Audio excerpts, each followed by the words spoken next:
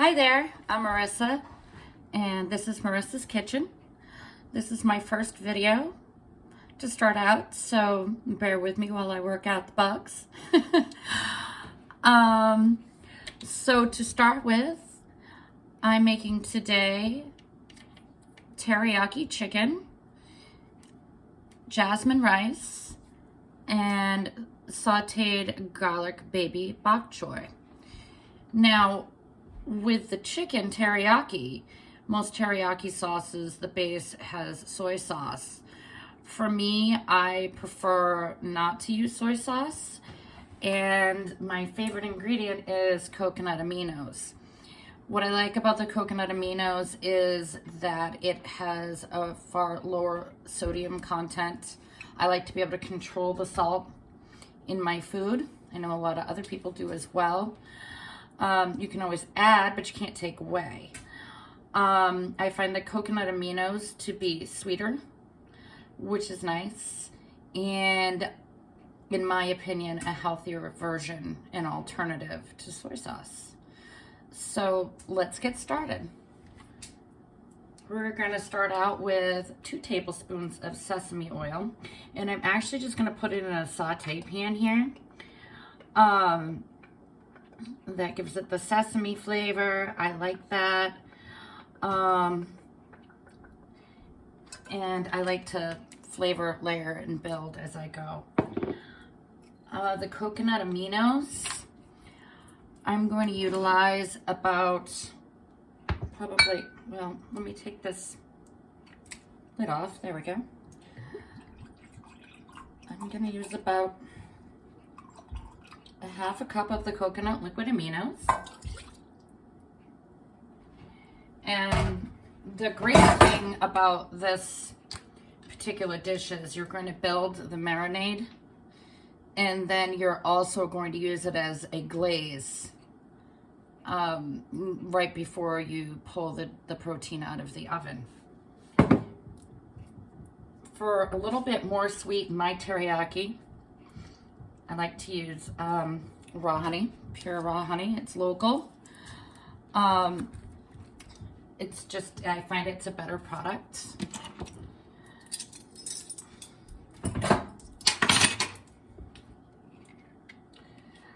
I'm going to use about a tablespoon in there, and you can adjust that to your liking as well. I sometimes add a little bit more later.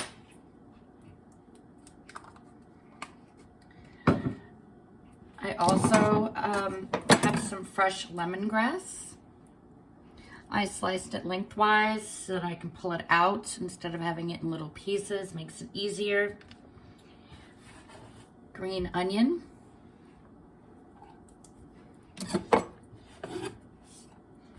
And then I finely minced up 1 clove, 1 average size clove of garlic.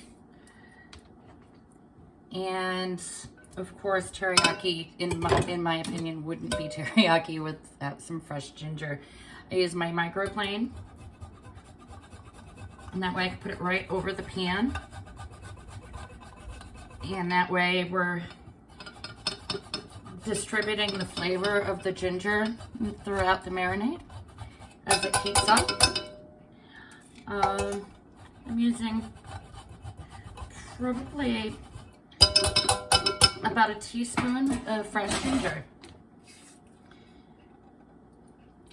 And that's about it. Oh, and then I'm also going to add about a tablespoon of fresh turbinado raw cane sugar, not fresh, raw cane sugar. I like to try to use raw ingredients wherever I can. I find that it's better quality. But you can also use brown sugar. That's why I only used a tablespoon of the honey, because I'm going to add the sugar as well. So I'm going to take this and I'm going to put it on the stove, and I'm going to simmer it until it comes to almost a glaze form, and then I'm going to shut it off and let it cool. And I'm going to add it to a bowl with the fresh chicken breasts that I've sliced right here. And we're going to marinate it for about 30 minutes and I will be back. Okay, we're back. So I've made the marinade, and I'm going to get that working together. I'm going to put the chicken breasts into a bowl. Let me just move this so you can see. My hands are clean, of course. And then the marinade I allowed to cool. I'm going to reserve about a quarter of the marinade, as I'm planning on cooking it down a little bit more on the stovetop while the chicken is cooking in the oven, in order to finish off the chicken in the oven as with a glaze. I'm going to baste it.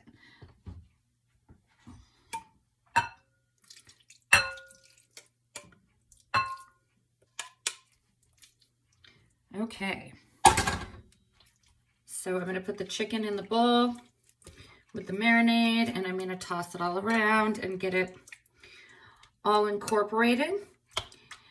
And then I'm going to wrap the bowl, and I'm going to put it in the refrigerator to marinate for about 30 minutes. Hi, and we're back. In the meantime, since the last part of the video, I took the chicken out of the refrigerator and I put it in a baking dish, put it in a 400-degree oven, and it bakes for usually about 20 minutes.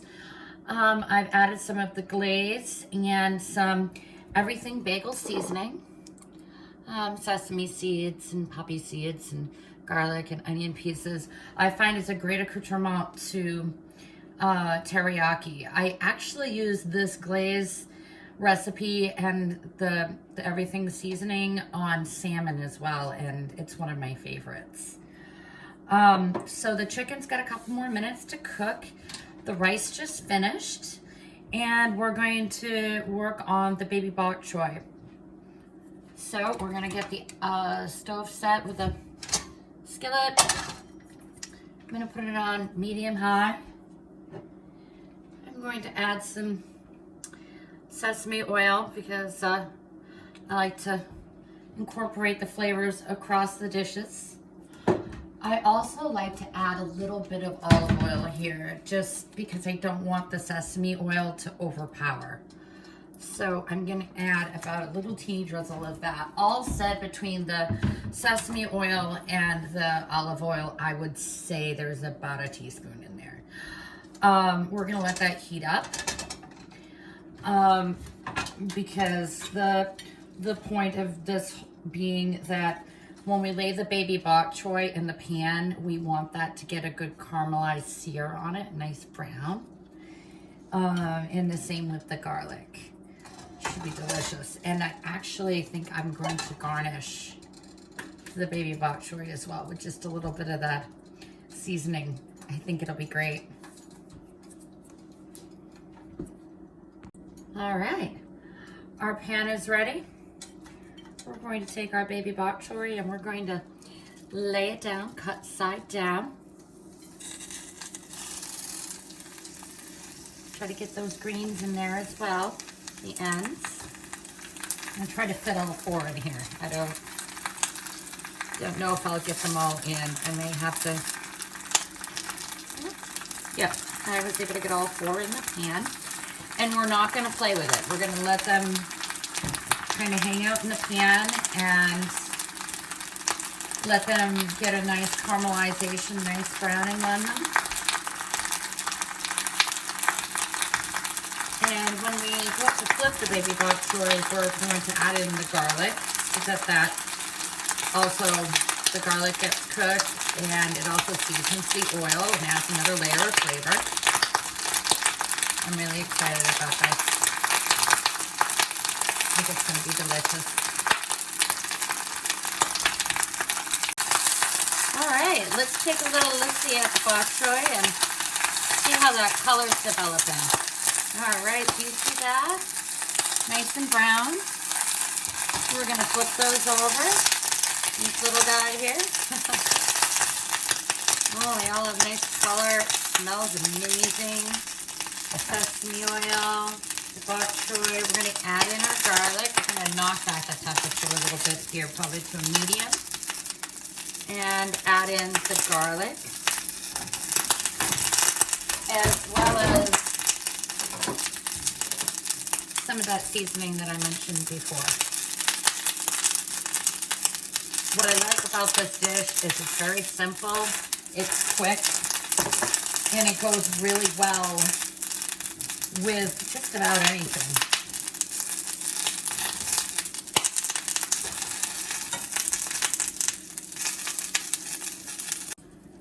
All right, we're ready for plating. Our chicken cooked for about 20 minutes in a 400-degree oven. It's been glazed and topped with seasoning. And our baby bok choy with seared garlic is ready as well. Ooh, I think I'm gonna get this one right here. All right.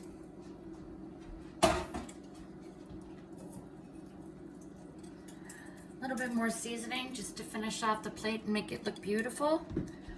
And here we are.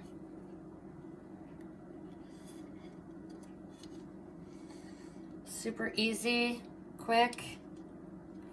Enjoy.